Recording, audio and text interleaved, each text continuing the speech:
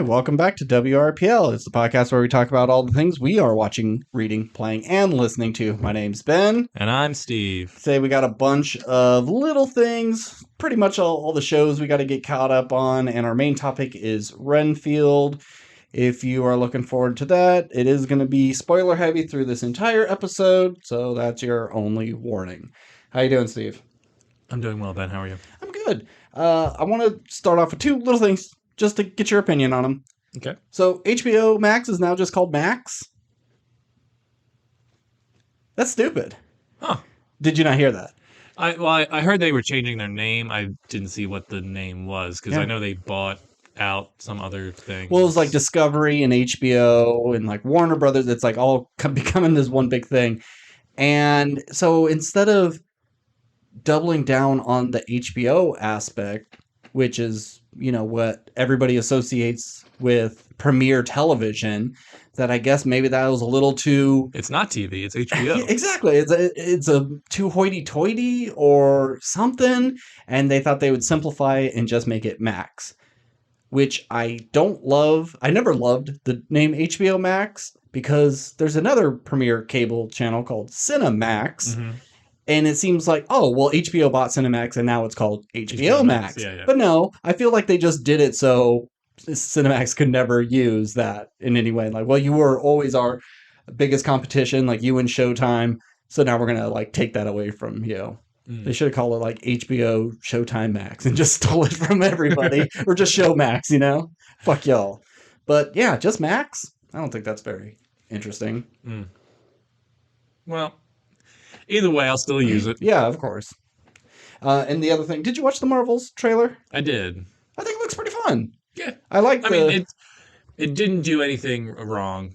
Yeah. That there's nothing in that I watched and went, not for me. Yeah. But Marvel does, I think, really good trailers, and then I see the movie and go, That's very true. That's a mediocre film. Very true. Or it was fine, you know. So it was nice seeing Nick Fury back. He's going to get that and Secret Invasion. So he's got a busy year. Secret Invasion looks more interesting to me. Yeah, I'm excited for the next glut of Marvel stuff. We kind of had this. I'm not, but we had a period of just, oh yeah, we got to get through another Ant-Man, and oh, who gives a shit about this character? Too many TV shows, yada yada. So the next thing we have is Guardians, and then what? Loki 2? Or no, Secret Invasion will be before Loki 2. Mm-hmm. So I mean, we got some good stuff coming up. But before we get any further, we got to roll. Time to roll. Okay, I'm calling it. I'm gonna say it's I'm going with 12. Okay. 1? Again? Or is that a 7? Nope, that's a a 1. Damn it! Steve. See, maybe... I took your juju. Give me back my juju. Maybe we just shouldn't call it. You're jinxing yourself, maybe? I'm jinxing myself? Okay. You're thinking, I'm going to go low, but that's not even past the halfway point. Yeah, it's still... they're like, 12? Let's take that 2 off. Got it. I can't see it. 8. All right, well, everyone turn your volume down. Let the episode play the end so we get the full view, but just ignore this one. This is not going to be very good.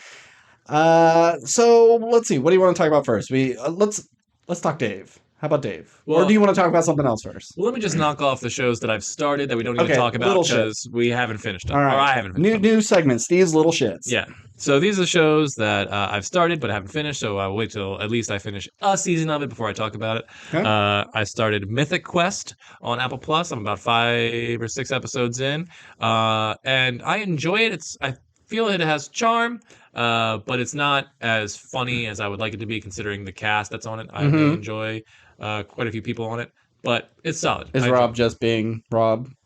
No, I mean he's a dick on Sunny, but he's not nearly as stupid. It's just he's going for I'm a narcissist genius. Okay.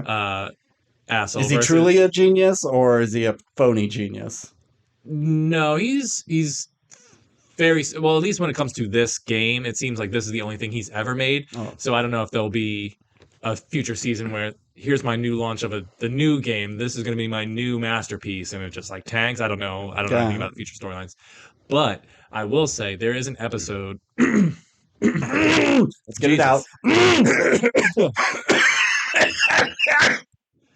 in the vein of The Last of Us, that did a standalone sort of episode with Bill and Oh Frank. yeah.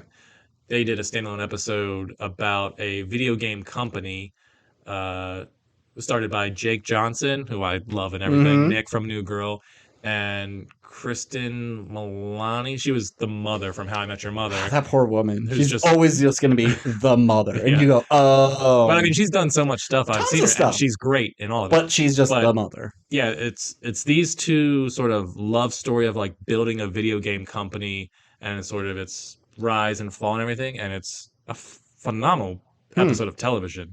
It's sweet and funny and emotional. It's just it's so weird because none of the original cast shows up other than Rob for one 5-second bit at the end, Mm-hmm. but it's just a great Okay. episode. If you go on IMDb, all the episodes are like 7 point whatever, or 6 point whatever, but this one's a 9.4 or Okay. 9.5, I think. It's a really great tale that was told in 30 minutes. Cool. So Mythic Quest, I'll have a full review of that when I finish it. Mm-hmm. Another show I started was Severance. I've heard nothing but Yeah. amazing things about Severance. The first episode, I'll say, is definitely weird, but I've never seen a show, I think, shot better than Severance. The Okay. cinematography for Severance is phenomenal. It just looks good in Mm-hmm. every frame. Yeah. And has to make as much with as little as it is, because everything is just super minimalist.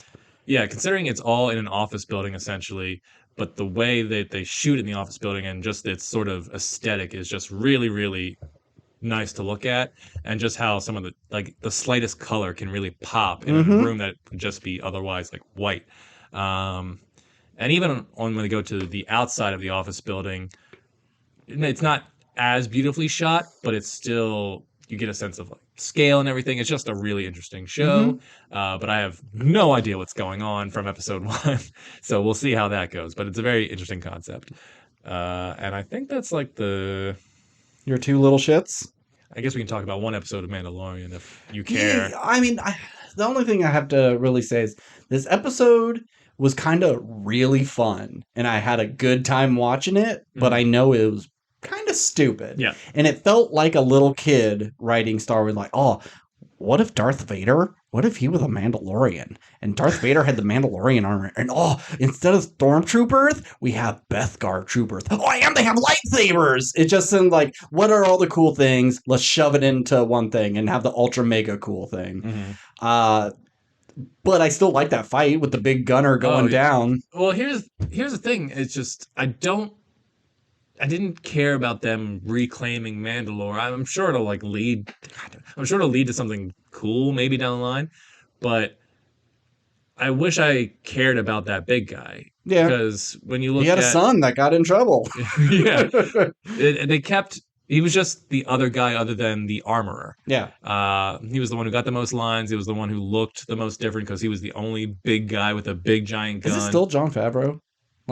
Voicing him? Oh, I didn't even know that was him. Well, I know Jon Favreau did a voice of a big guy in season 1. I don't know if this is the same big guy. Oh. It doesn't sound like him, but it didn't sound like him before, and I was surprised. But, yeah, I mean, it's all audio special. It's not like he's in the suit. Pedro Pascal is never there. It's always a stunt person. But yeah, I just wish I cared about him. Yeah. You never saw his face, and you never got an emotional connection other than I guess he's a good guy because he's a good father. Mm-hmm. But is he a good father? Because he's just he's just teaching him the way, so I guess he's a good father. Yeah. And his self-sacrifice is always cool in a big battle sequence, especially when you're taking on a bunch of guys by yourself. But I did enjoy him fighting the 3 Praetorian guards. Yeah, those guys always look cool. I like that his gun was overheated. We never see overheated guns when it comes to laser guns. I'm like, that kind of makes sense. That it would just melt. Because there's no friction, but it is plasma. Yeah, it's which I would assume is hot. Yeah. I just don't care about Mandalore in general. The only time we learn anything is when they're just talking about it. We're never shown anything. It's always, oh yeah, when I was in this situation, I had to do this thing. And I have to think did that happen before? Did we see Bo-Katan kneel to Gideon? No. No. No, that was just something that happened off screen. And oh, well, where were you living? Oh, we were living on this hidden moon, and even these two tribes don't really know how the other ones lived, and we don't know, and we're just told a bunch of stuff, and we have to take it for Yeah, face I value. think we really need flashbacks for the show. Like, Yeah, make us care for the Mandalorian people and this planet, but the planet doesn't seem. If the Mandalorians had this utopia, if they were the race in Star Wars that everyone feared or respected or whatever, because they just had the best everything. They were so far advanced that they scared the Empire, so that we got to wipe them out, which is kind of the idea. But they go to this planet and there's doesn't seem to be anything worth saving that they couldn't just live on the on planet. another planet. And Yeah, then their cultures are so divided, which could be cool, but all it took for them to get together was Bo-Katan going, "I have a shiny yeah. sword. You guys Yep. should hang out together." And they Yep. were like, Okay. "All right, That's fine." good It enough. just this I think needs to just slow down and give us more reason to care other than, well, Mando likes Yoda, right? Yeah. Or no, Grogu. Yeah. You should care. Yeah. They I don't. and I'm sure there's people going, well, if you would watch the Clone Wars or the Bad Batch or any of those animated things, like they do explain it a little bit more. Did but you read the books? it's like you shouldn't have to. There should be enough information given that I can still be invested. And they're always talking about, man, the Mandalorians, they could defeat any armor. I'm sorry, the Mandalorians can defeat any army. Together, we're the strongest fucking force in the world. But then he also says, for thousands of years, we've been on the verge of extinction. So are you such a good fucking army that you could defeat everybody? Or are you dying out because you're easy to kill? Mm-hmm. I don't get your lore. I don't get your history. I think it's stupid. It is very cultish. And I just don't give a shit about Mandalorians. Yeah, I wish. And you can't really do it because that would make them the bad guys. But there should have been a period maybe in Mandalorian culture where they were the Jedi hunters or something. They're enemies. Yeah, Jedis and Mandalorians hate each other. Oh, okay. Because Jedis would try to get Mandalorian like kids who are force sensitive, and they're like, "You're not taking our fucking kids." They have had huge battles. Oh, and where's that series? Exactly. Give us that. That sounds way cooler. It's actually one of the animated shows. I'm not watching your animated shows. They're ugly as fuck. They may have the best stories, but they are so gross looking. I'm not watching them. But yeah, what else? Oh, fucking Grogu's robot body. Why? Okay, so Mando says, I need IG-11 to help, because I need a bodyguard when I go to Mandalore, and he's going to be the best badass that'll help me. Oh, well, he's pretty much dead. Okay, well, fuck it. I'm going to go to Mandalore anyways, and doesn't really need him. Bo-Katan helps him. They fix up the robot enough to make a mech suit for Grogu, but it's not anything he asked. Why even bring this into the story? Just to give Grogu a voice? His flying egg thing is way better. Oh, we're going through these caves. You got to keep up, Grogu. Oh, let me use this thing that walks on this uneven surface, or my floating shielded egg cocoon that is smaller than everything else and can get into places. And why? And they couldn't get the repair lady who always hooks up his ship to just put in a yes/no button. Yeah, like he's not pulling out guns and stuff. Was it just because we needed him to get between the two Mandalorians and tell them no? He couldn't have done that with the Force in his little egg thing, and then have him speak in his little cute voice. Here's my theory, and I just came up with this very second. There's going to be a point in this following episode where the Mandalorians are fighting Moff Gideon and the Stormtroopers or whatever. Things are going bad. Bo-Katan has the Darksaber. She's fighting Moff Gideon. The Darksaber flies out of her hand or something. No. And then Grogu takes it. And because he's a Force sensitive, like, this is the only way he can wield essentially a lightsaber. So Grogu, being somewhat trained in both Mandalorian ways and the Force by Luke, is going to just cut down stormtroopers in this robot mech suit because it's cool. Because if we gotta have Mandalorian Darth Vader Jedis, we gotta have a baby Yoda robot Jedi. And then you're gonna see Grogu lift the Darksaber above his head, and all the Mandalorians bow to him. And it's like, oh, now Grogu is the leader of the Mandalorian people. Oh, fuck you, Steve. Fuck you. That's my theory that I don't believe will happen, but I'm calling it now. Anyway. So the one thing I kind of like his little button, just because the idea of this happy little kid and using his toy for the first time, just going yes, yes, yes, like this is so fucking cool. Look how tall I am. I like that. It also felt like a reason for, because Grogu is 50 plus years old Mm-hmm. and it's a child essentially, but also feels like this is his way of being an angsty teen. Hey, Sure. Grogu, give that back. And Yeah. no, Mm-hmm. and Okay. stealing stuff. But do we need that? No, we don't. I don't care. Have you seen the video of someone edited in? You know those buttons for dogs that say like yes, no, help, food, Yes. bitch. Yep. You know, there's this one dog that calls its owners bitch all the time. So someone put in those sounds for Grogu, and so Grogu's calling Mando a bitch. It's pretty funny. And I just wish there was more than just yes or no. But whatever. Yeah, is there curse words in the Star Wars universe? Mm. Or I know Sebulba, I think it was Sebulba, after he crashes his pod, he goes, Poodoo! So that could be one. Okay. There's got to be more. Yeah. No, wizard is cool, but I don't know about curses. All right, Dave? Let's talk about Dave, yeah. Okay, you watched all three? I watched all three. Okay. Episode 1. Episode 1, the main plot of this season is he's looking for love. He's sick of all these He's on groupies. tour across America. Yep. He's looking for Women love. are just throwing themselves at him, and because of his weird dick and his weird sexual inabilities, that's his whole thing. He's hung up about that. That's his whole personality. So he wants to find someone who will love him for who he is and not just the fame and everything. Which I was rooting for that cowboy girl. It was so sweet. But of course, when this is your plot, you're not going to find the answer in the first episode. Yeah. But so he meets this girl who says she doesn't know who he is, or is just unaware, knows who he is, but is not really a fan. I don't listen to your music. Yeah. Takes him back to like her friend's house, and it's just filled with a bunch of gulags. Just the weirdest fucking dudes. Like the dude who's like so high and you can't even understand what the hell he's saying. Like I've gone to friends of friends parties, and you get stuck with people like this. I love this part because it's so true to life. And he's wearing that weird fucking condom thing. The little pullover.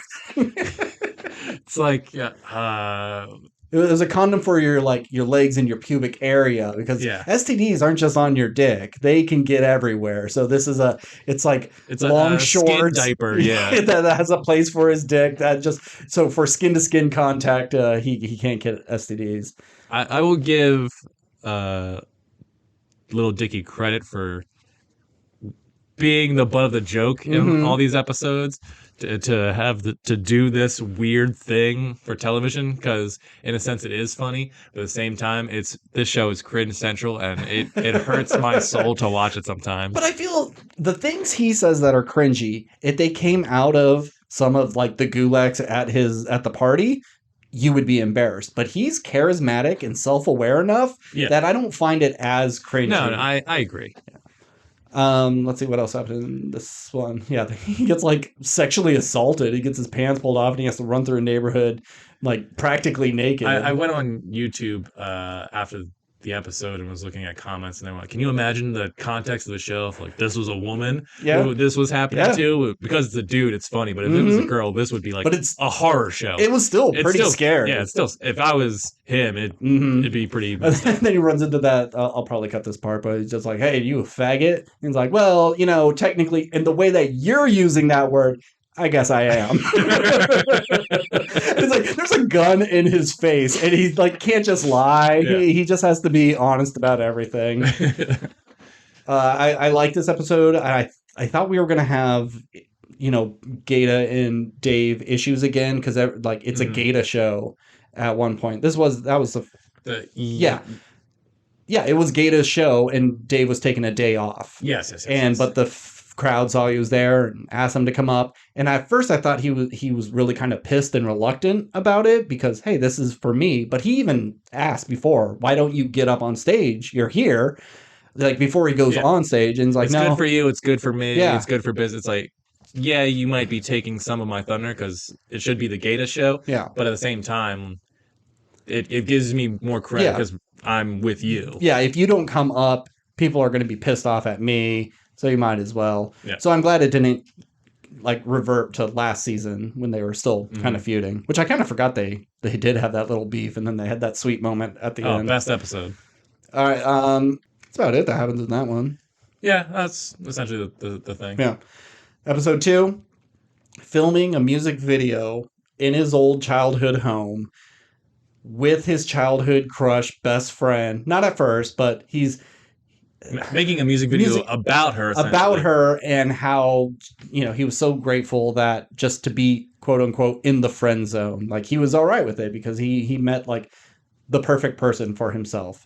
I love this episode because I think it's very relatable, even if you didn't really do exact things, but like having a crush on one of your female friends, and even if like they gave you a shot, it didn't work out, and like just being happy that you could maybe play spin the bottle and, oh no, I have to kiss my friend, and then like being so excited he comes in his pants. You know, it's like he's very good at being self-aware of his life and what is funny and what molded him and what you can just like turn into really good jokes.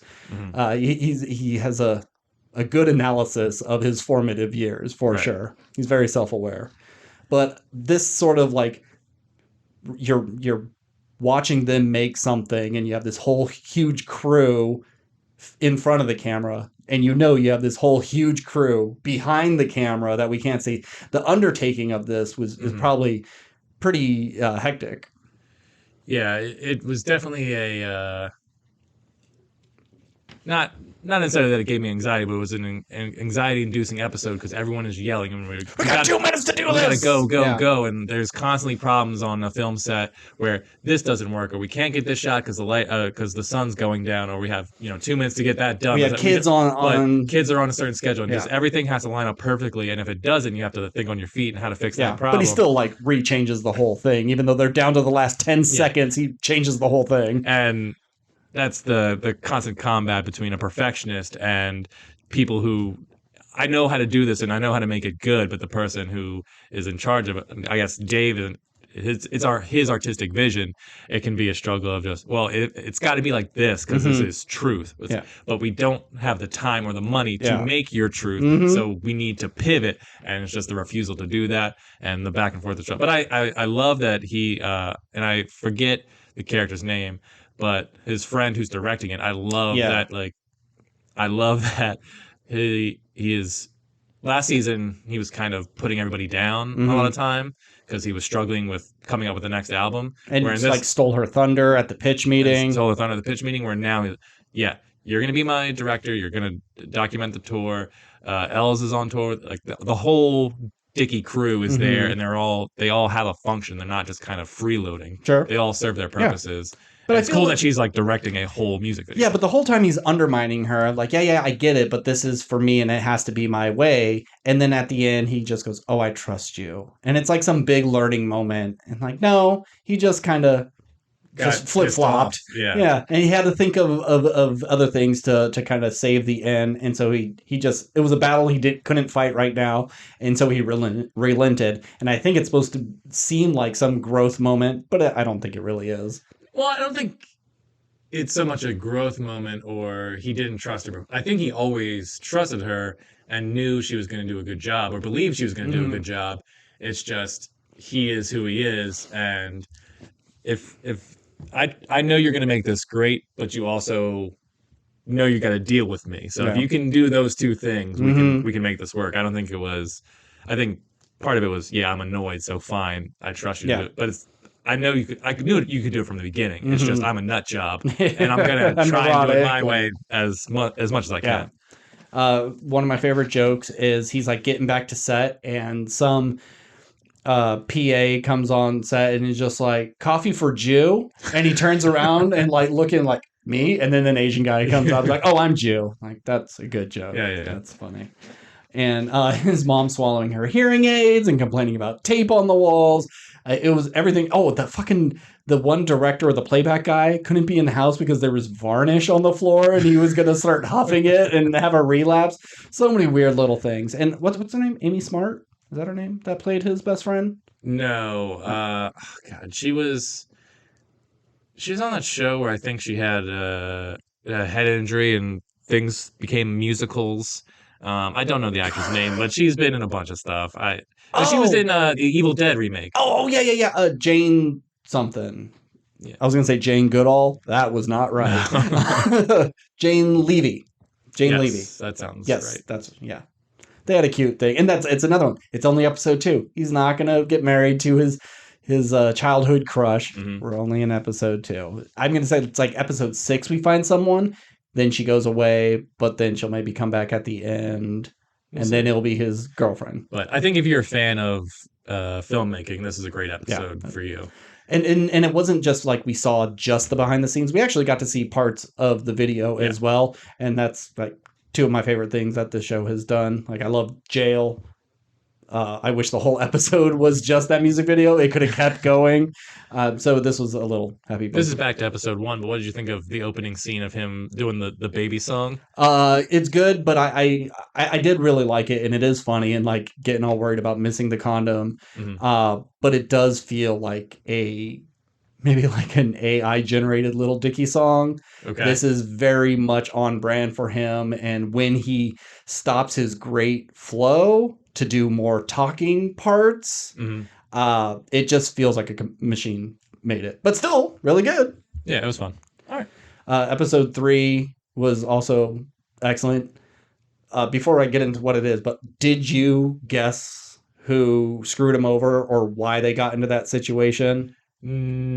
So my guess was that this was Rick Ross testing him. I thought it was like punked or something. He was just It was fucking going to with them. be, here's this thing that isn't worth any money, but I'm Yeah. going to tell you it's worth a ton of money, and my boys are going to steal it from you, and then Yep. I'm going to test if you're going to give it back or not, Yeah. or if you're going to lie about it. Because the fact that they go, hey, it confused me at first. And I thought afterwards, well, this should have been the biggest red flag. They say, we don't want money. We want a Rick Ross track. And I was thinking, well, how do they know these guys have a Rick Ross track? Mhm. Unless someone told them that. And so this is a setup. But then someone was telling me, oh no, they knew it was Rick Ross's chain. And if Rick Ross wants it back, Rick Ross better give us Right. a track. And I was like, oh, it just so happened it was a big happy coincidence that they happened to have a track that they could use and not even involve Rick Ross. It was all very coincidental. But I think even with that, it should have clicked with me and went, oh, the buddy ratted him out. Mhm. But I love that with them. Like, oh, you don't need Rick Ross. You don't need his track. You got Little Dicky here. I was like, okay, here we go. This is going to be kind of corny, but it was actually great. Yeah, that's my favorite song of the season so far because that song just it's fucking hard. Yeah. The other ones which were kind of silly. Mhm. That one is I think a more traditional Little Dicky track because it has really good punchlines in it, but Mhm. it's just also like a killer beat. And I love whenever anybody looks at him and goes, well, this guy's a rapper? I don't think so. And then he just just crushes annihilates them, and they yeah. always have a face of looking at each other like, all Look at right. this white boy. Plus, I think it was a real fun, and they didn't do like a deep dive of it, but I love the idea of here's this neurotic Jewish white guy who's so worried about everything all the time, and Gata's like, I got it. Mhm. And this is a black culture thing. Don't worry about it. I'm going to make some calls. It's going to be okay. And he's like, dude, how is any of this going to be You're just okay? going to call all your boys and find it? But he does. Yeah. Gata has his connects and Mhm. has a pipeline through things that Dave would just never understand or get. And I thought that was a really cool, fun idea because it's almost like they're a buddy cop duo. Yeah. But it's their journey through the rap world versus the criminal underworld. Sure. Even though they are sort of trying to catch criminals in this Mhm. episode. So I really like this pairing and this sort of idea. And it's highlighted with him getting a tweet from, who is it? Mike someone? Oh, Killer Mike. Killer Mike. And he doesn't know how to interpret it. Right. And everyone keeps going like, well, he is big in the community. Like, what does that have to do with anything? And that he is so far removed from the community, he doesn't even know how to handle just a simple tweet. And it was just a miscommunication the whole time. I wasn't saying who was this guy to speak to our culture. It was who is this guy? I don't know about this guy. It's like, I don't know about this guy. Who is he talking about what to do in Atlanta? It's like, no, it was just, I don't know who this guy is. But so far, great season.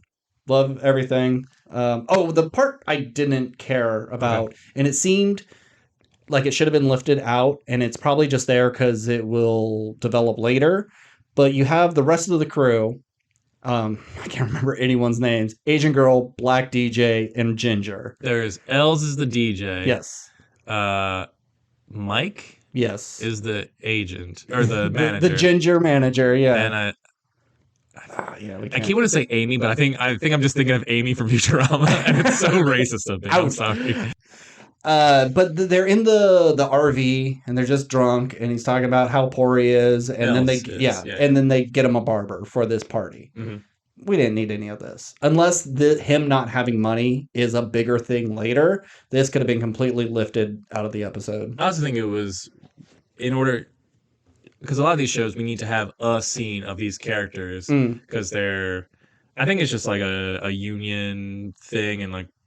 Everyone's got to have at least one scene because we're all the main cast. I don't think so. I don't think that's a thing. I'm just saying. I think I could see it being for Dave. Like, this is my show, and I have to have at least one scene in every episode. But these secondary characters, they don't need to be because not every episode has Gata in it. I'm pretty sure. I mean, it also depends on scheduling. Some people might not be available because Gata also does music and stuff in real life. Anyway, it doesn't matter. But yeah, this was a throwaway scene in this episode just to. Go like, oh, this is what's happening over here. Unless like he got a fucked up haircut and he's like, we're going to this party and now I gotta fucking look like this, and then he owns it and everybody thinks he looks great. And that's a little mini story, but it's just, oh my god, we're going to this party. I need a haircut. So I got a haircut. And everything was fine. My guess it'll come back in some aspect, because usually you don't have throwaway stuff. Yeah. But the other thing I liked at the end of this episode was because at the beginning, well, in episode 1, Gata was doing his own show as well, and Dickie was supporting him. But now in this one, it felt like little Dickie couldn't imagine Gata talking to Rick Ross and it going the way he wants. But Gata's like, hey, remember that time I gave you guys weed? And it just seemed like Gata got a good connect with Rick Ross, and so I can see Gata kind of blowing up. And like there's going to be a time where I can't be your hype man anymore because I want to follow my own dreams. Because the whole episode was, hey, Gata going, hey man, I'm trying to get this Rick Ross feature. And I did a thing for him back in the day. I have some connection. So, like Gata is on an upward trajectory, and I could see that being a form of content. It's like I think Dickie would want him to go away and be successful, but it's also going to be hard because that's his close friend who is a very good hype man and has also helped him. Like, who's he going to lean on if this kind of Rick Ross thing happens again? He's going to have to come black friend. Yeah, and it's not like L's going to be really good in this situation. Yeah, L's grew up with suburban black, you know.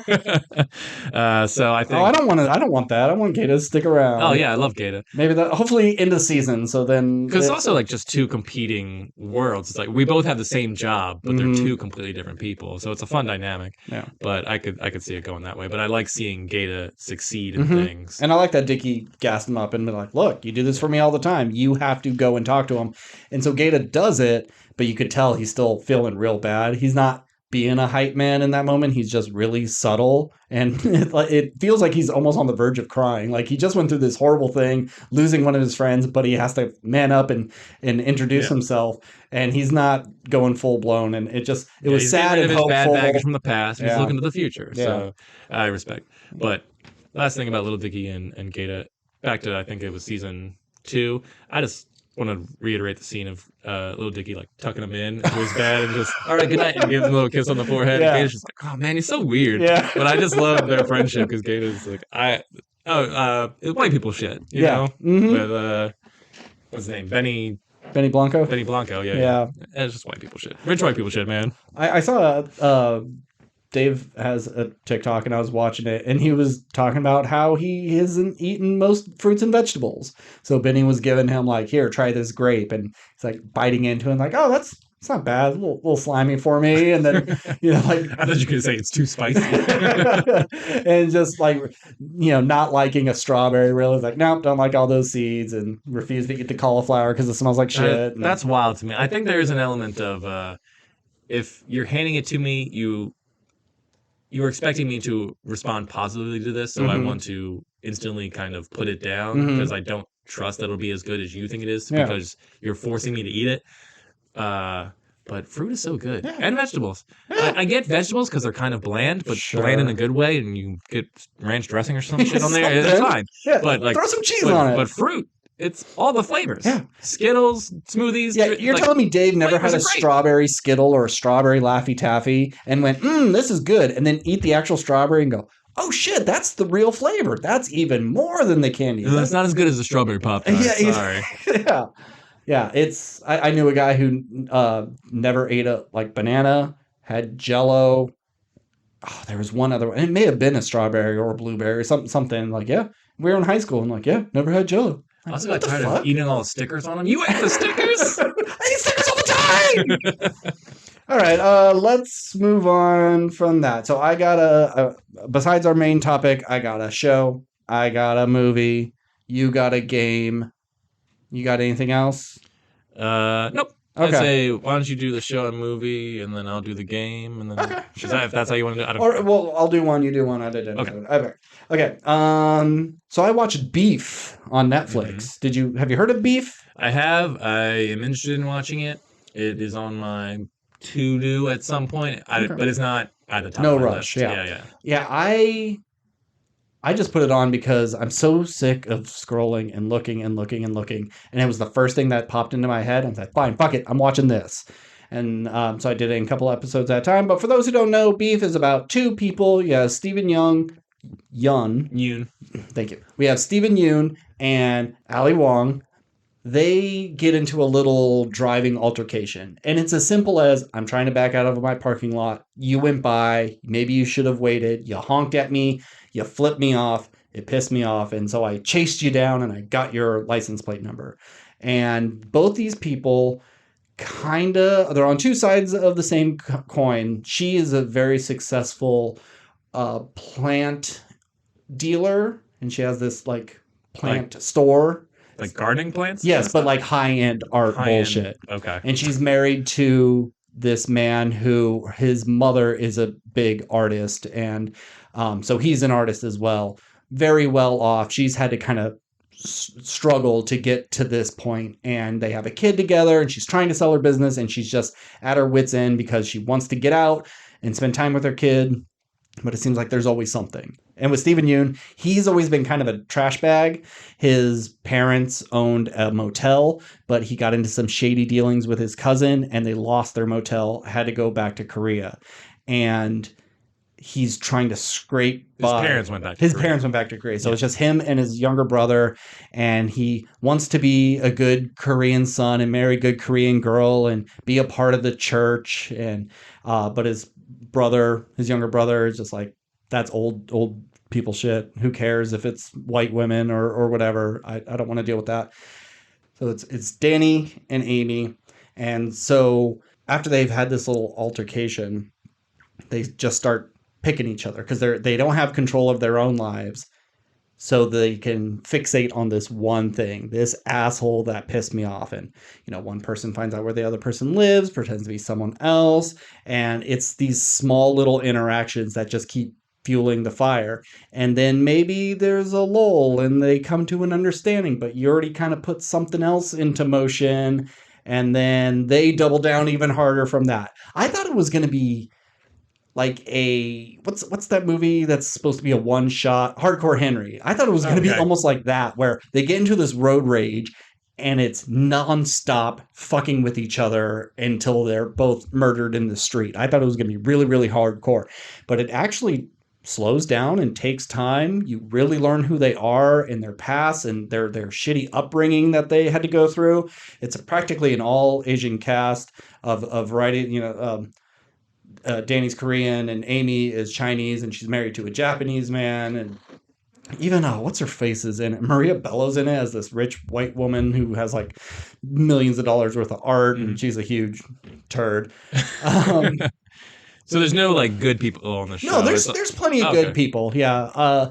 But everybody's little thing kind of fucks everyone around them at times. And I really, really enjoyed this show. I don't love the last episode. I think it could have ended an episode early for what I thought is how the show was going to go. But for how it does go, it's perfectly fine. It's just maybe a little more schmaltzy than I expected. Okay. And the creator, who he's worked on a bunch of stuff like Sunny and Dave, he said he has like a 3-season arc for this. No, really? This is a one and done. We don't need to go any further. I've seen the trailer, and I obviously have not seen the show, but from just the vibe I got from it, it felt like a one-season show. It is, and maybe I'll watch it if he comes back, if he has something to say. Clearly, it's good that he has something planned out in case they do, and it's not a forced upon thing. But Stephen Young, Ali Wong are really good actors in this. Like, Ali Wong is just this tea kettle that's boiling, and the lid is just shaking, and it's ready to explode. She's just on an edge. And there's a scene where Danny goes into a church just to... He's been, all of his friends and family say, go to church, and he hasn't done it in a while. So he does, and just the weight of the world comes crashing down on him, and he just breaks down and starts sobbing. And it's pretty powerful stuff. Like, they're both really putting in performances. I mean, he always does. He's like, he's an Oscar nominee. Who would have thought of all the Walking Dead people, he would have the best kind of career in IMDb? You look at anybody else and like, yeah, you may know of them, but you're going to say from The Walking Dead. Whereas with him, you may say Invincible. Or just the A24 guy. Because this is an A24 show. Yeah, he's done like 3 A24 movies. Yeah. Very weird to see that it was an A24 show. Is this their first show? It might be. I haven't researched it enough to find out, but it's cool that they're doing TV. Yeah, why not? So I really like it. It's on Netflix. Check it out. Everybody's great in it. It's just not the show I thought it would be. I thought it would be more of a Crank or something. Just really balls to the wall and super gory. And I guess love Crank. Maybe I was thinking, because he's in, it's not the Belko Experiment, Mayhem. And it was kind of like Belko Experiment, and that's a crazy bloody movie. And for some reason, I just got them all mixed up, and I assumed it was going to be them strapped with AK-47s shooting up the place, but it's not that. It's definitely more of a character-driven thing. I think it should have been called Bulgogi, but because that's Korean beef. Oh, yeah. No, I don't think people would have gotten that. No, and it's smart that they called it beef. That was a joke for me. That wasn't a joke for anybody else. Anybody else but me. All right. Yeah, you do your game. Okay. I played and beat Resident Evil 4, the new remake. How much longer after last week did you beat it? I had to go to a weekend camp training thing, so I beat it Thursday night. Okay. So there was a couple. This game took me way longer to beat than I thought, just because I had so much going on and could only play for a little bit at a time, or I'd come home from work and, all right, I'm going to play for 4 hours, and I would get 30 minutes in and fall asleep. Yeah. Just because I was tired, not because I wasn't entertained or anything. So I talked about Resident Evil 2 and 3, and it's hard to really quantify them because they all pretty much got remade right back to back to back, and they all have the same combat system. So there's nothing really new that this game does differently than 2 and 3. It's just, do you like the story better? Do you like the characters more? And so 2 I really enjoyed because I never played a Resident Evil before, and it was also pretty scary. It was effective because it was all very small and tight, pretty much all in one police building, and I mean, you go around a little bit, but I thought it was really effective. And then 3 was, okay, we're not going to do as much scary stuff. It's going to be an action movie. which was also cool. And what I liked about it was you got new characters, but it was also in the same setting. But instead of being at the police station, it was more In Raccoon City. In Raccoon City. So there was a new take on that, but it was all in the same night. And then this one, it's a couple years later, and now Leon from Game 2 is back. And I just don't like the look of Leon. He's so douchey looking. He's got a Karen haircut. Yeah. And cool guy jacket. I know it was just the thing of that time. And he's just fine. I just don't like looking at him for the 22 hours I played this game. That being said, I think this game visually is the most impressive. The setting is very cool. It takes place in some Eastern European country. No, it's a Spanish type country. Okay. A Latin speaking country. I don't remember. Okay. And the president's daughter has been kidnapped, and it's up to Leon, who was a cop, but now has this backstory being trained in a special forces kind of scenario. And I don't remember if he had that training and then became a cop. No. He was a rookie cop before. Yeah. I think you survived Raccoon City. You're a hero. You must have what it takes, kid. Yeah, but it just didn't see it. His trainer, Krauser, who is a villain of the game, or one of the villains of the game, it looks like Gary Busey, but like a buff, more mentally stable Gary Busey, despite him being a horrible monster person. Sorry, Gary Busey. Sorry, Gary Busey. I just didn't get the vibe that Leon was that guy. I think they needed a badass, Yeah. And we can't use Chris Redfield for everything. Leon's our next guy. Fuck it. I mean, I can't remember the character's name, and I don't remember if he died or not, but the dude who teamed up with the girl from 3, that one, because he was part of the Black Ops group that... Carlos, yeah. That helped her get it. Mm-hmm. I would have liked to see it, but maybe it was just, we're putting a Spanish guy in a Spanish scenario. Yeah. I don't know. Maybe it's better. Let the Spanish guy kill Spanish people, and it doesn't look very colonialism. We're not going to get into that, but it doesn't matter. So I don't love Leon as a character. I know some people do. But the location I really enjoyed because you could go to this village and fight, zombie religious cult people, but then you also have a big section where you're traveling to the castle and you're going into like dungeons. It's a more interesting look than just traveling through a city. Yeah. So I liked the setting of it. And I think there's multiple fights with Leon's former training general who it seemed to have fought in Nam or something, even though that timeline doesn't. It would have worked for when it was originally released, I guess, but I still think this takes place in the 90s. It seems like This is like 2002. Yeah, I think so. Well, I think the game was made in 2002, but I think the setting is 1997. Oh, really? I think it might have been around that. Okay. Doesn't matter. Point is, it just seems like him and Leon, it made it seem like they went to the jungle together. Oh. No, Leon was a baby, if even alive. I don't know. He's just like, my time in the jungle. It's like, well, what jungle did you go to? It's vague enough. It's like, it's a very Vietnam type situation. It wasn't Vietnam, but it was very similar to it. And he had it doesn't matter. But you have to do a knife fight with him, and that shit is cool. Yeah. I loved fighting. Was it all quick Krauser. time? No. It was so he has a knife and you have a knife, and you have to parry with your knife and stab him. Okay. But he can like try and sweep your legs, so you have to press 0 to do a roll or whatever. Yeah.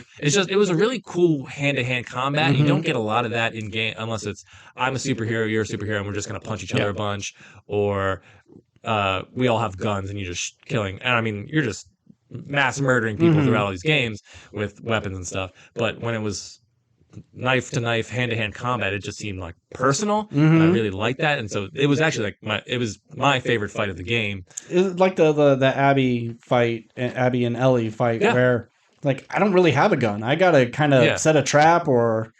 So I really like that, and then you even fight him again, and now he has monster powers, but you still parry his giant spear arm with your knife. And so it's still kind of hand-to-hand combat, even though now you do get to use weapons on him too. Yeah. But the other problem is, it's not really a problem, but it was so weird. I didn't know who the villain was, because the villain kept changing. Yeah. So in the beginning of the game, you have this giant, tall, tyrant type character that you had from 2, but now he's this conquistador-looking Spanish Inquisition, like just really tall, big monster Salazar, guy. right? No. Oh. I forget his name, but you beat him, and I'm like, okay, well that was just a very giant dude. Mm-hmm. And then you get to the castle, and it's like, oh, I'm Ramon Salazar, who's this little Spanish man dressed like George Washington. Yeah. And so, but then you get farther and you defeat him. And I was like, oh, I thought he was the main bad guy. Oh. And then it's Krauser. And then you defeat Krauser, and then there's a big fish in the lake. and then you defeat him, and then you get to the end, and then but there's the guy who's using this the Black Plague alien creature that's possessing all these things, the thing monster. I can't remember what they call him. But his name's Sadler, but he's like the cult leader, the priest, who is the head of the whole operation. So you fight him in some giant big monster battle. So it's just fighting. I kept running into new villains. Yeah. And who's running the show here? Every boss becomes a mini boss. Yeah. That being said, I really enjoy this series, and I look forward to playing 5 and 6, even though I hear 5 and 6 are the bad ones. The bad ones. But since I have no connection to the Resident Evil franchise outside of these remakes, I'm going to give them a shot. Yeah. I've never played but those I always listen to reviews, because if there are a bunch of reviews that came out and said, oh, 2 and 3 were great, but this Resident Evil 4 remake is hot dog shit, then I wasn't going to play it, unless it was a free game or whatever. So I think these remakes are a lot of fun, and they're worth your time. And I'm sorry, last week you told me there was a whole mech level that existed in the original. Big mech chasing you. Yeah. It doesn't appear in this one. If there's a reference to it, I missed it. Okay. But there's a lot of pervy dialogue too that they cut out. Like in the end, when you're flying off on the jet ski, I guess she goes like, oh, maybe we can get some personal lessons, or I think she does say. So I also like that there was never any will they, won't they. It wasn't just, here's my rescue where I was the damsel in distress. I'm going to hit on Leon instantly, or he was, oh, the president's daughter, I thought you were going to be 12, but you're... Yeah, I think she's like 14, right? I think maybe originally she was 14. She might have been. In this one, I assume she's an adult. I'm 18. I am totally 18. I'm perfectly legal. Yes, it's okay if you look at my dress. They get a little... They don't really get chummy. It's just until once they get on the jet ski at the very end, she does say, I can put in a word for my father. You can work my detail. But she says in a more flirtatious kind of way, like, you can be the one who protects me, wink, wink. And it's even hornier in the original. Okay. Yeah. It's really not that I think horny. She's jerking him off on the jet ski. Nintendo was weird back in the day. I thought there was going to be a Top Gun kind of scenario where it just cuts to like a silhouette and she kind of like gets on the front of the jet ski. Oh, okay. And they'd be face to face, and then the camera pans out and just those big sunset. Okay. I thought it was going to be, they're going to have sex on this jet ski. But I'm glad that you didn't. It was a very professional. I got to finish the mission, and then we can talk about this as soon later. as I turn you over to your dad, then we can bang. Okay? Just let me do my job first. Let me clock out, take a shower, and then we can do this. Your job, this is a professional thing. This is essentially me hitting on an employee. Yeah. Once I finish the job, or I'm the teacher, you're a student. Yes. Once you graduate from this mission, then we can hang out. Yeah. So gross. But I think I don't have a favorite in this. I would say 2 is, if I had to pick a favorite, it would be 2. But I think each one has their own merits, where 2 is the scariest, 3 has the best action, and then 4 is the most interesting setting. Okay. But it's the story I kind of cared about the least. But I think it was just, you always got paired with a fun character in the other 2 games, where this is mostly Leon by himself, and then when you have Ashley helping you, she's just a hindrance. Yeah. Because she's just there to get captured. Or get shot accidentally. Or you just push her up a thing so she can lock the door behind. She's not... but she could run right in front of you. She doesn't benefit you in any way. And you could blow her brains out on accident. So I always hate escort missions. Yeah. But at least it's not one of those things where you have to carry her around and she slows you down. There is one part where you do carry her and you move so slow. But it's over in 2 minutes. So It wasn't a big thing. It was near the end. But really enjoyed Resident Evil. Fun series. Sorry I didn't get into it back in the earlier days, but it wasn't my thing. And plus, I didn't fuck with horror until I got into my late 20s. Yeah. So here we are now, and I hope I get to play Dead Space one day. Anyway, moving yes, on. I want you to play Dead Space, the remake, and I want you to play Silent Hill because they're remaking that as well. I will play Silent Hill. That Hill. was a scary game. Yeah. And they could only be better. The mechanics of that was dog shit. But I got through it, and it's a really fun game. When I get at some point in the future, when I get a PS5, Dead Space is on my to-buy list. Once you sell the baby, you'll have tons of money for a PS5, money and time. Mm-hmm. Yeah. All right, cool. I saw a not so good movie. Oh, no. I saw The Pope's Exorcist. Yeah, the trailer did nothing for me, so I'm excited to find out what happens. Well, have you seen any movies about exorcism? I'm gonna say no, not to any. I always wanted to see The Exorcist.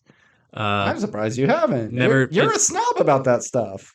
I figured you would have. I think I started it once and I got 30 minutes in and fell asleep and just never went back to it. I've seen Poltergeist, which isn't really an exorcism, but it is we're exorcising ghosts from this house. Sure. And I've seen exorcism scenes in movies. In Constantine, there's an exorcism scene, but it's not an exorcism movie. You never saw Exorcism of Emily Rose or The Last Exorcism? No. Okay. Well, it's like an exorcism movie. Okay. There's no real big surprises here.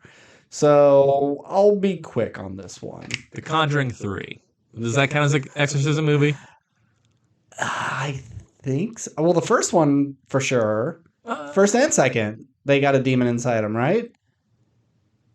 Whatever. It's like part haunted house, part exorcism. Yeah. Anyway, sorry, you go ahead. Okay, so let's see where to start. So there's this family, mother, daughter, youngest son. The husband was killed in a car accident. I guess he was like impaled by rebar, and the little boy saw it. And it's been a year. The only thing he left them was this old abbey. And they're going to renovate it, and they're going to flip it, and then they'll be able to move back to the States. This is in Italy. Okay. So it's just, I never thought of the concept of flipping an abbey, because you would think, well, you can't touch it so much because I would think it would just be a historical site. No. And then the only people who would buy it is the people who shut it down, or you know what I mean? And hey, maybe that would be the case. I don't know. No, and why is it in the family? Maybe I dozed off for that. I don't know if they explain how this got into her husband's family's possession. This is that pitch me thing was, hey, why is that a thing? Hey, shut up. Yeah, exactly. Oh, okay. But this is a typical horror movie. They do it with like Sinister, anything like, oh, new family, new start, move into a house and something goes wrong. And the son becomes possessed almost instantly. He doesn't talk. He hasn't talked since dad died. And so yeah, he gets possessed and he's like, bring me the priest. And they bring him the local priest, and he, like, of course, in all these movies, throws him across the room and shatters a glass. Like, wrong priest, bring me Russell Crowe. So Russell Crowe is the Pope's exorcist, and he's under a little bit of hot water because he writes books about situations that he's gone through. Hot holy water? I would not, because he's not. Okay. The church is like, hey, you're making us look bad with some of these books, and maybe evil really doesn't exist in that way. And like, oh, you're telling me God exists, but there's no devil, Mr. Cardinal. And so he's kind of a hot shot. He drinks a little. The bad boy of Christianity. Yeah. Puts them in the place of like, my local pastor is the Pope. That like I work out of the Vatican. I am. Do you know who my Pope is? Exactly. So he goes to investigate this thing. And of course, the possessed kid is like, I know all about this in your past, and you didn't ask for forgiveness for this sin, and I'm just gonna, fuck with you. Well, I guess in the 1400s, there was some monk that got possessed by, which demon are they using? It's Asmodeus, I think. Asmodeus is a D&D. No, okay, hold on. I mean, he might be a real dude too, but I think it is Asmodeus. okay, Yeah. fair enough. I'm trying. Do you know that Belia, Baphomet, Beelzebub, Okay. Asmodeus, Okay. Yeah, yeah, yeah. Sardinus, Lucifer. I just remember it was one of Yeah, those. yeah, I yeah. think it's Asmodeus. Okay. Anywho, so yeah, he was possessed by this demon and set the Catholic Church back hundreds of years. He was all involved in the Crusades to make the Catholic Church look bad. And so they killed him and buried him underneath this abbey and covered it all up. Well, now he's back for revenge, and they fight the demon, and they find out his name, and that's a big no when it comes to exorcism. Once you find out their name, they're easy to exorcise, and they pull him out, and of course the Russell Crowe gets possessed, and the local priest has to kind of fight him, and there's some effects and some gore. It's a whole lot of nothing. Mhm. And then they pull the demon out and kill him, and the family leaves. They bought the abbey from the family. They leave. The kid made a full recovery, and they fuck off.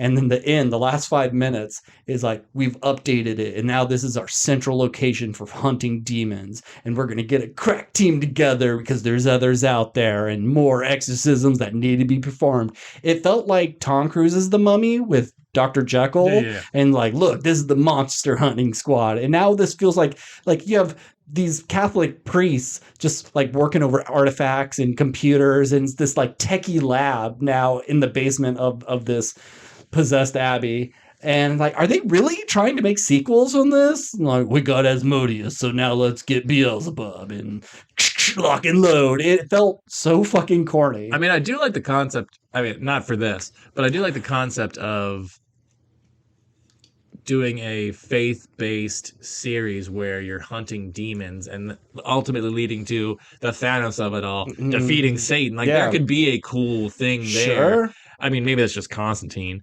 or Preacher or whatever it is, but it just seems kind of boring. Like, every Exorcist movie is a kid or an old woman, and they're tied to a bed, and they're saying, because it's the scariest I thing. ate your No one mama's cared. cock in hell. They say the worst things, and they puke up dead birds, and they throw people against the wall. And like, if demons have telekinesis, like, get out of that bed. Why are you tied up with bed sheets? You're throwing. Yeah, there's no demon rules that make any Yeah, sense. and that's why I hate ghosts, possession, and like poltergeisty movies usually, because there are no definitive rules and you could do whatever. And you watch any of the Conjuring movies, it's people just spinning in the air, and like, you have all this power and you possess this little kid. Go fucking possess The Rock. And like, then you could really, anyone wants to stop you, you could really fuck them up. And it's a nothing movie. I'll see that Rock movie. The Rock is a possessed. Oh, he's the Pope's exorcist, and he's possessed with a demon. So he's got all the powers: the good, the evil, and the Rock. I think it could also be a fun movie of what if there's a demon who doesn't maybe wants to get out of hell, or who made a bad deal with Satan and wants to get out, so he has to possess a priest because the priest has powers to defeat demons. So it's a priest with a demon inside of it, and you have there's probably a comic book or a story that already has this, but like, try to absolve me of my sins. I want to get out of hell and I want to get back to heaven, get into God's good graces.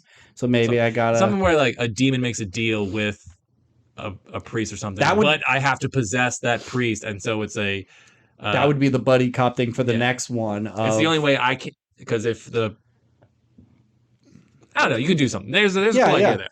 Yeah, it'd be a demon that only the priest can see, and everyone thinks this exorcist is a crazy person. He's speaking to voices and stuff, and they have to team up because he knows how to hunt demons. He knows how to exorcise them. The exorcism goes bad. They're able to get the demon out of the little boy or whatever, but the priest becomes possessed. But if I remove this thing from me, then I die. So now I need to keep this thing inside me. So now I'm teaming up with this thing that's inside me. It's like Venom. And they it's religious Venom. Yeah. Or maybe it's if the demon takes over, I don't know what happens. So maybe the demon does kind of some shitty things. Maybe he's hitting on the guy's wife. It's like, hey, don't hit on my wife. Yeah. Whatever. You can do some fun. It doesn't matter. Sure. But back to the Pope's exorcist. So the demon asked for bring me the priest, not because he needed Russell Crowe specifically, Russell Crowe's character as the person, but I need the highest. Yeah. Because he didn't know who Russell Crowe was. Correct? No, he just, and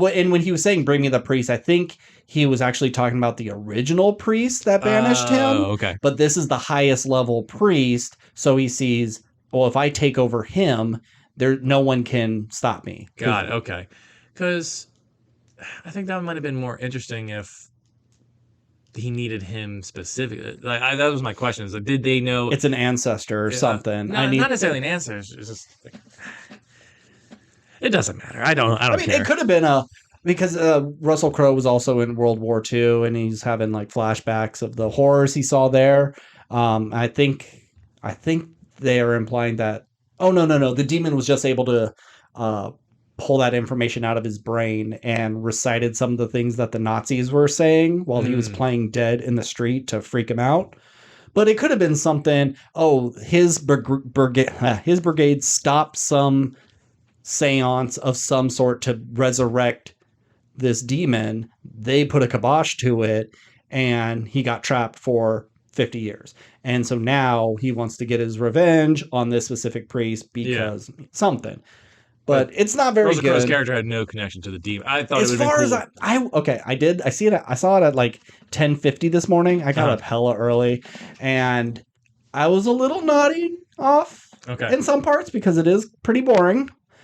So there may have been some information that I missed, but all in all, whatever. Not a very good movie. Do not recommend. Just watch The Exorcist, or actually, Exorcist is a good movie.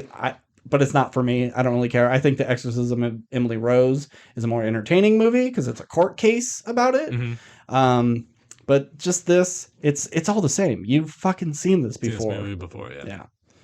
So what would you give it as a... I give it a D. D? Yeah. I was going to give it a D+, but I thought it was too much. I did like some of the gore. There was one part where the priest like touches some demon and it like bubbles up and just explodes. And that was a pretty good effect. There's some good effects in this, but... a little too little. Okay. Yeah. So let's get to our main topic. Renfield. Yay! Let's talk about Renfield. So reviews for this, I think, have been pretty positive. Yeah. It's like just know what you're getting into. There's reviewers who I typically agree with them on things who really seem to enjoy this movie. Did you enjoy this movie? It's fine. It's a $5 Walmart movie in 2 years. It's nothing, really. The best way I could say is this is one of those movies that I always have what ifs about. You look at Guardians, and it's like perfect casting, perfect director, everything is great. You wouldn't change a thing. But for this, I'm like, well, maybe a different director. Maybe if it wasn't Nicolas Cage. Maybe it's all these Venn diagrams. Like, oh, do you want to go Siri or do you want to go serious? Do you want to be realistic or do you want to be ludicrous? Is it going to take place in the real world or kind of a heightened world? And where they allocated their stat points to was maybe the movie I didn't want to see. They really put it all into like comedy, but not in like funny jokes. There's parts that are okay, but it's more of like, the type of humor that's the tone is funny, but the jokes aren't. That's a good way to put it. It does have a pretty good tone of being this almost. I'd say it's further almost like Shaun of the Dead. Like it feels real, but not. It's heightened enough that it's like I don't believe this actually happened. Bathed in neon light in every fucking scene. But I like Nicholas Hoult. I don't like Awkwafina, as I said before. I've never been a Nicolas Cage fan. He makes a lot of great movies. There's a ton of movies that he's in that I really like. One of my favorite movies is Adaptation, his best role. But I don't know if this was right for him. And I feel it's a name casting. I know he wanted to play Dracula. Yeah. but this doesn't feel like, oh, you have what it takes to bring this character to life. We just know you're going to go nuts with this character, and that's good enough for us. Mm-hmm. So I'll start with the positives. I liked the "fuck you, Kyle" joke. Yeah. That Yeah. really worked for me. I was hoping it was a "fuck you, Steve." That's a perfect place for a Steve, but whatever. It works though. I really loved the opening sequence where it was black and white and it looked Shot like the for original Dracula from the 20s or whatever. And Nosferatu, yeah. So cool. Amazing. Best stuff. Yeah, I loved that sequence. Great. And I think this is Awkwafina's best role, maybe? I probably liked her in Shang-Chi more. I mean, she had more to do in Shang-Chi, I think. Well, I think she's just a more likable character because she has Simu Liu to work off of, whereas her chemistry with Nicholas Hoult maybe isn't as strong, and I think her backstory is a little ludicrous. Yeah, there's no real character here. I just mean, like, I think in Shang-Chi, it's clearly we're hiring Awkwafina to do Awkwafina, where this was, here's a character that just happened to cast Awkwafina, where I don't think she was. It didn't seem like they hired her to like shoot out jokes, to be the comic relief. Like, she has jokes in it, but like everyone does. Yeah. So she could have been played by anybody. I kept imagining. So I think she just wasn't grating in this to me, and I actually thought she did decent. She was fine. Yeah, she was fine. She wasn't my least favorite person in this. But I kept picturing when I was trying to like recast who would I put in these different roles. I don't have like any good ones. Okay. I can't justify me saying, well, if it just had a different cast of people I don't know.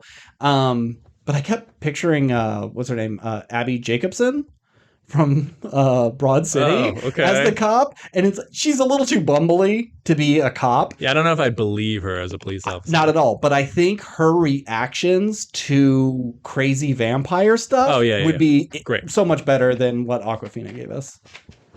So I agree with you in terms of there was just, I think, too much going on, and my big problem, it didn't do anything so badly I'd say this movie sucks. No. But it didn't do anything all that well. Like, I don't think it looks great, but just doesn't look bad. Yeah. It's got a funny tone, but there's not a lot of good jokes. The action is fine. Like, the action's good, but it's over the top, so it also takes you out of it a little bit because there's just too much gore. And then it's also a horror film, but it's not scary. No. So it's throwing away all these. It should lean into one of them more. Or get rid of one. Make it a horror comedy or an action horror or an action comedy. But it wants it all. Yeah, it wants to do all of it, and it doesn't do any of them particularly well. Particularly well, yeah.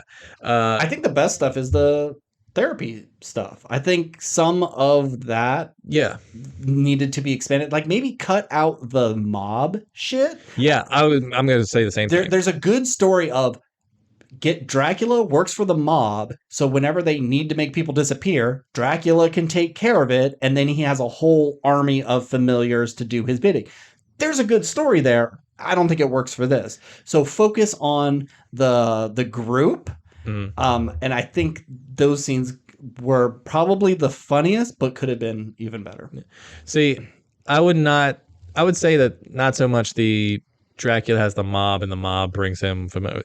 I think the movie wanted to have this because the emotional core is I have this codependent relationship with my boss, Dracula, that's toxic. And I think there's good stuff there. And the whole thing was, can I leave this toxic relationship and have a life? But I can't when this guy has superpowers and he doesn't have control over me, but he can kind of summon me from a distance. Yeah, but he also has a scene of him like gaslighting him the whole time and just trying to play the victim. Yeah. All that stuff was I think good. all that stuff could have worked and had been effective. It should have just been that thing. And you cut out Awkwafina, you cut out the mob stuff, and it's just can I leave this relationship? Yeah. And that'd be the funny horror element. That's the horror comedy right there. Yeah, because like you take Aquafina's character, you put her in the group. You could take away the cop stuff and forget the crime stuff, but she's there because she's her she's his sponsor. Something. And like the loss of my dad and the anger I felt and the people I took it out of, she could have her own reasons for being there without having to deal with any of the mob stuff. And then you focus it as a self-help meeting story. Yeah, or like maybe he meets a girl and she teaches him about healthy relationships and she's helping him get out of this thing. There's anything you could have done. Yeah. Not that it necessarily needed to be a romantic storyline between these two at all. No. I'm just saying that's a route you could have gone down. But I think, okay, so that's what you do is you have that story. And then if you wanted to, you have Dracula go, okay, well, now that I don't have Renfield, I need to A, take revenge on Renfield, B, I need people to get me my food, and 3, I want to take a more active role in terms of like getting back to my taking over the world, my Dracula roots in terms of I used to be a prince in Romania. I used to have a castle and multiple familiars and all that stuff. How do I do that? Oh, well, I'm in the modern world. Here's this mob. And then you have Dracula take. That's the end of the movie. Dracula takes over the mob, and then that's the sequel. That's Renfield 2. Okay, is now Renfield needs to take down Dracula because now Dracula is creating an army of vampires or whatever. So, but that's that movie. The mob shouldn't really have played a part. The mob is just a tease at the end to what Dracula's end goal is, because maybe Renfield is going, oh, okay, I want to take out bad guys. And the mob finds out that Dracula exists and whatever. You can still do mob stuff, but they're third string back. They're just they're fodder for the sequel. Yeah. I think it would have been fun for him to kind of break up with Dracula and Dracula having an ego like, I'm the Prince of Darkness. I don't need you. I could get any other familiar. And then going out into the real world and seeing how different it is and having those fish out of water situations of trying to use a cell phone for the first time or what the internet is. I know it's maybe a little too much like What We Do in the Shadows. Sure. But I would like to see Nicolas Cage kind of bumbling and trying to use his hypnosis or whatever to convince some woman to go back with him. But maybe he's a little rusty because he's just been being fed this whole time. So he really has to kind of work out the kinks. But now he's good at everything at all times. Yeah. Another thing I want to point out that I did think was great was the makeup effects on Nicolas Cage. Yeah. The makeup effects in this are dope. Just on him. Everything else is absurd. Sure. I mean, you rip people's arms off, it's going to look goofy. Yeah. That first time so he gets burned that one time. Then they move to New Orleans and we see he's not quite healed. Is that the same damage? I believe so. Because it doesn't look like he's healing from burns. It looks like he got in like a boat propeller and he looked kind of chopped up. Yeah, it's like it's not healing correctly. The bones or something are coming out of his skull. It almost looked like mushrooms are growing out of him at some point. And I'm like, what is this? It's cool looking, but I don't know what it is. Because it seemed like he kept looking better and better. Yes. You saw him in multiple stages. I would say from context of the movie, that is the situation. Yeah. It just feels like there was another. Yeah. He got burned. They went to a place, got found out again. This is now the second place after the castle. Because it seems like they were in New Orleans for a while. Because, you find out later he followed the one guy to this meeting because he was going to. The guy looked shady, but then it turns out, he's a nice person. Yeah. He's a victim, and that's how he found the group. So it's assumed that he was in this group for a while. I would think, yeah. I would think, but at the same time, if Dracula was taking all this time to heal, it just seemed like once we got to that point, Dracula was healing very fast. Yeah. But also he was getting fed more. I don't know. The timeline's a little iffy. Yeah. But when it comes to practical effects, two things. I don't love Dracula teeth. I don't like all the spiky teeth. He's not a piranha. He's a vampire. I don't like that. So you just want the two fangs. Just the two fangs. And I think the only choices you really get to have are where the fangs are. Are they two in the middle, like kind of Nosferatu style? Are they to the sides of the middle ones? Or is it classic, two off from the middle? That's your different looks. Your canines or whatever. All sharp teeth is stupid looking. I don't like it. But it was like Pennywise teeth. Yes. When he's biting Georgie's arm off or something. Yeah. Exactly. Because that's the whole thing. You get bit on the neck. You got the 2 puncture holes. This is going to be a whole fucking. You're taking thing. out the whole chunk of the neck. Yeah. And also, when it comes to practical and not practical effects, the blood. Everybody is a huge water balloon in this. Yeah. You get your throat ripped and it's 14 gallons just globbed in the air. So there's a fight scene in his apartment complex. There's a bad guy hanging off the railing. They show it in the trailer. He comes down and kicks down and breaks off his upper torso and blood goes everywhere. He lands and has like no blood on him. Mm. Nobody gets sprayed with actual blood. I mean, a little bit. Yeah, there's a lot of blood, but it's not a bloody movie. Yeah, it's always just like, wow, look at all that blood on the ground.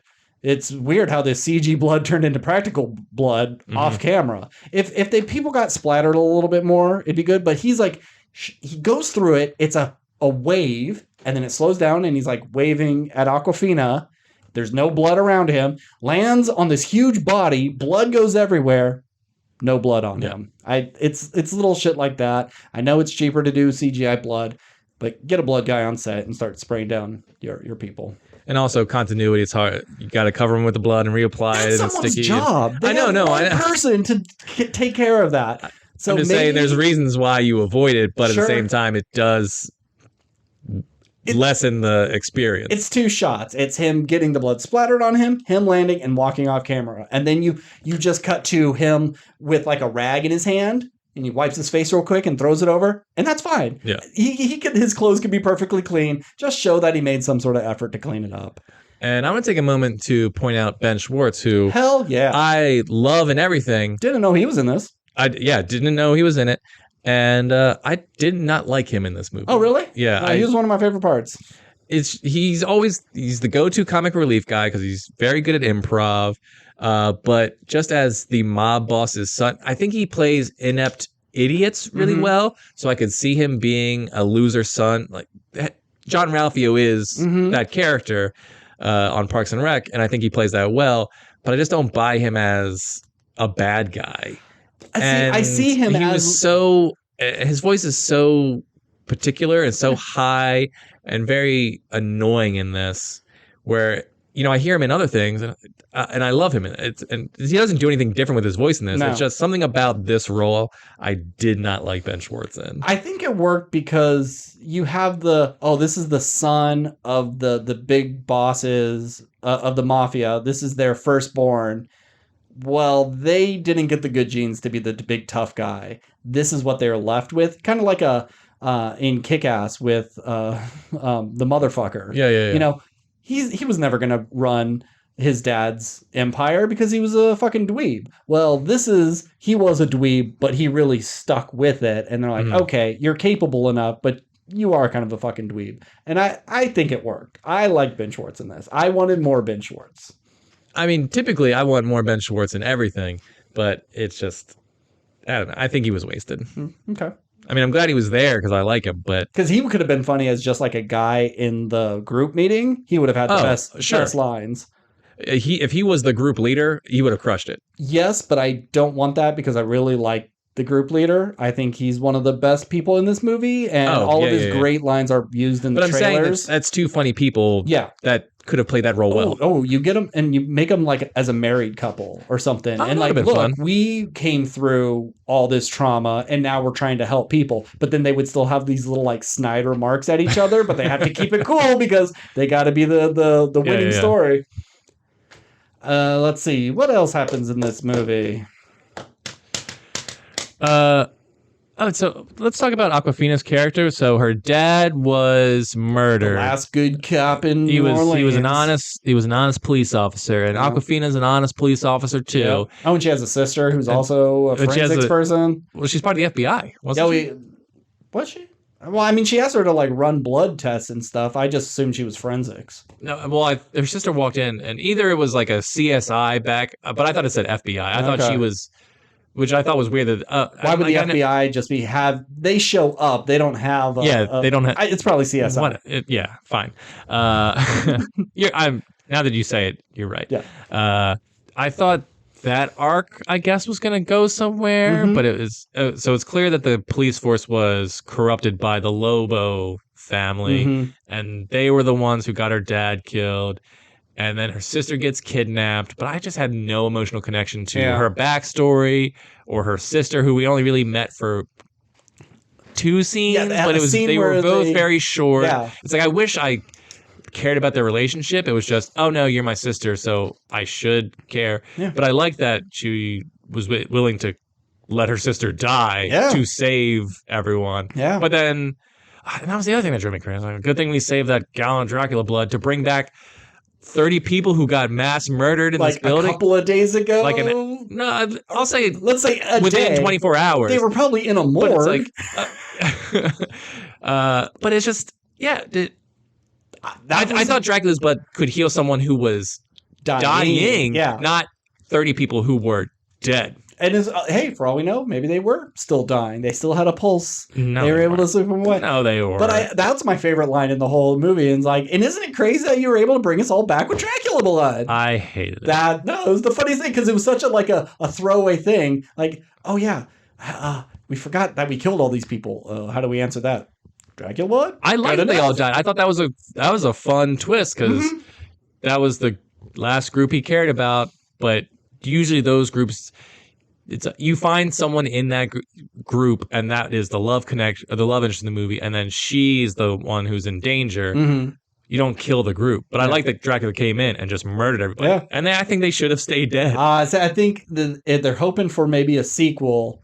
These people they're all going to be the fun characters to come back. Yeah, I get it. Yeah. I thought it was stupid. I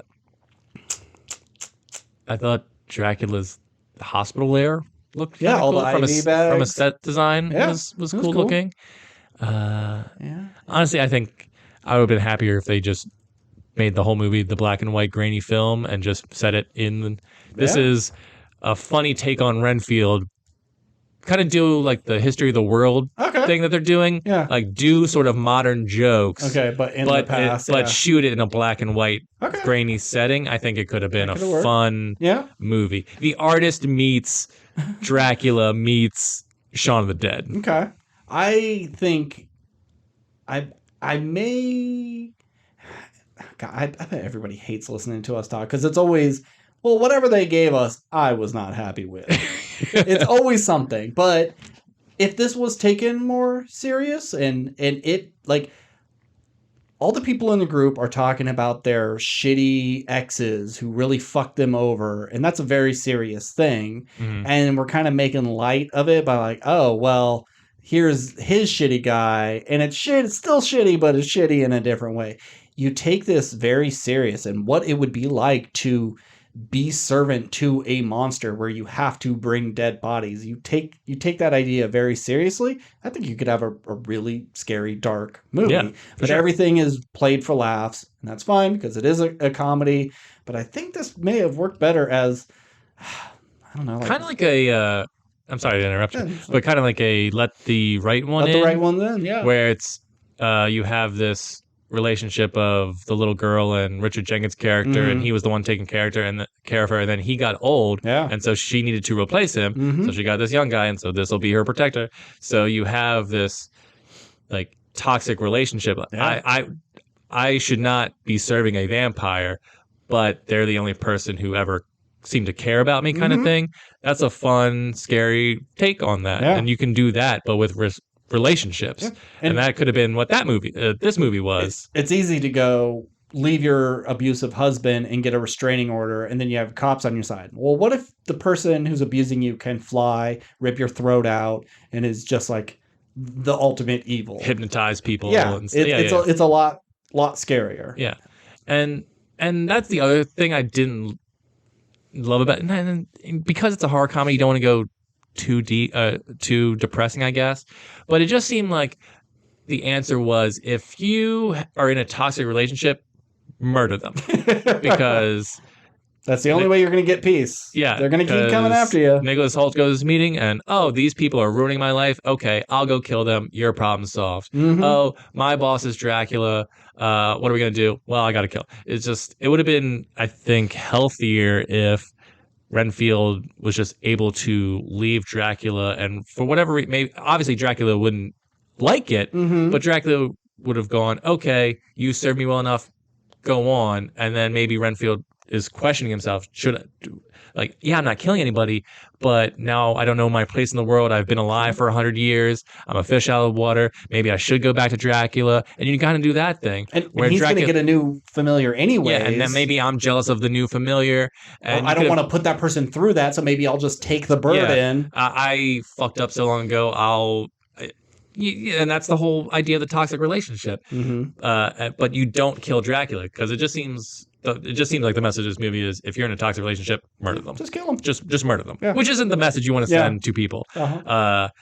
Even if they are Dracula.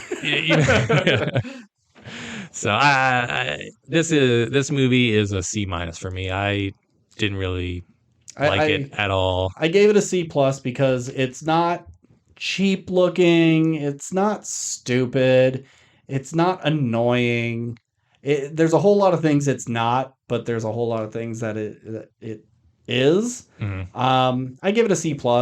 It's That's better. too close to B, man. I just think, like, for your average movie that you can walk out and forget it ever existed, at least this movie, because this movie could have been PG-13 and they could have been real sanitized with the violence and the action and made it more just a silly comedy for teenagers, but they went with the full R, and I'll give them a little more credit for that.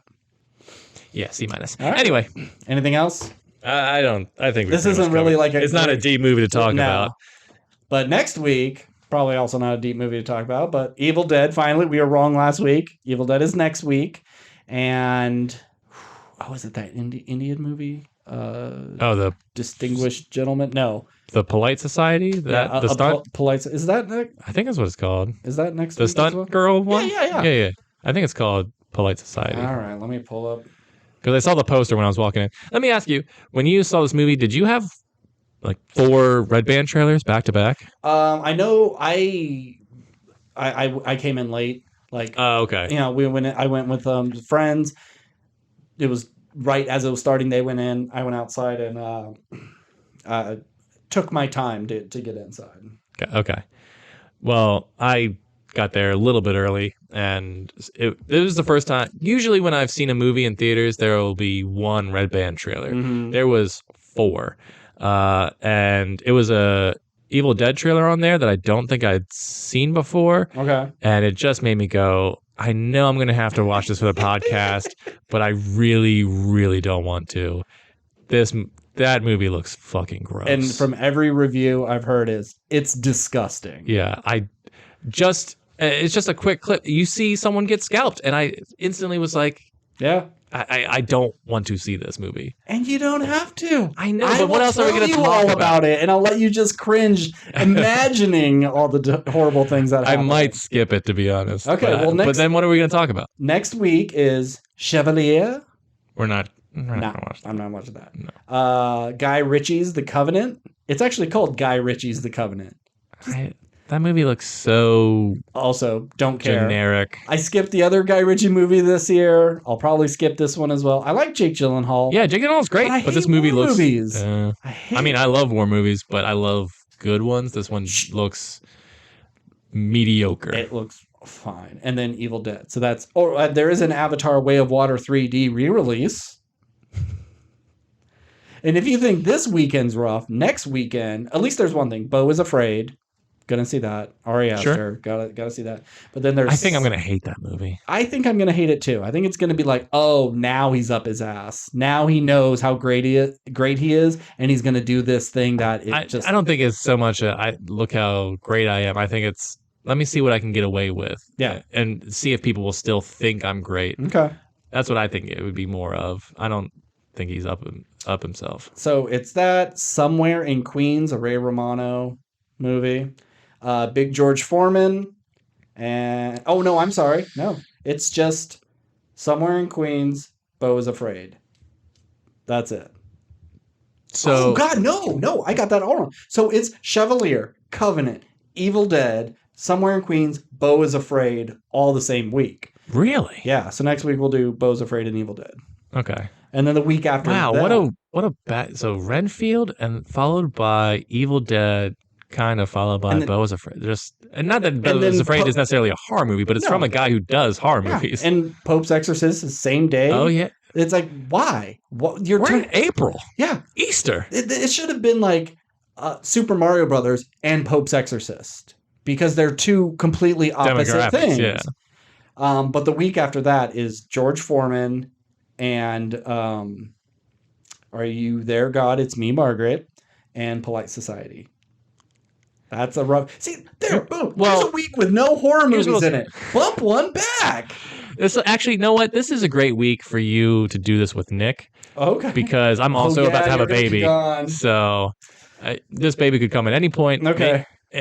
I might be able to make it to next week because maybe it's a late baby. Maybe. But this is a good week for you and Nick to do the podcast. yeah, so I would pitch it to Nick so I can skip Evil Dead and I can maybe even skip the following week that's full of shit. Yeah. And you got And we can do a whatever Nick we thing. want. Yeah. Oh, okay. Cool. So this might be perfect timing It may for the be perfect podcast. timing. But then so the week after that is Guardians of the Galaxy. So And I'll make it happen with Guardians of the Galaxy. all right. Anything else? No, let's keep it short. Man. Okay, cool. Thanks for listening. If you want to get in contact with us, we are at WRPLpodcast@gmail.com. Also on Instagram, Twitter, and TikTok. As always, I'm Ben. And I'm Steve. Keep consuming.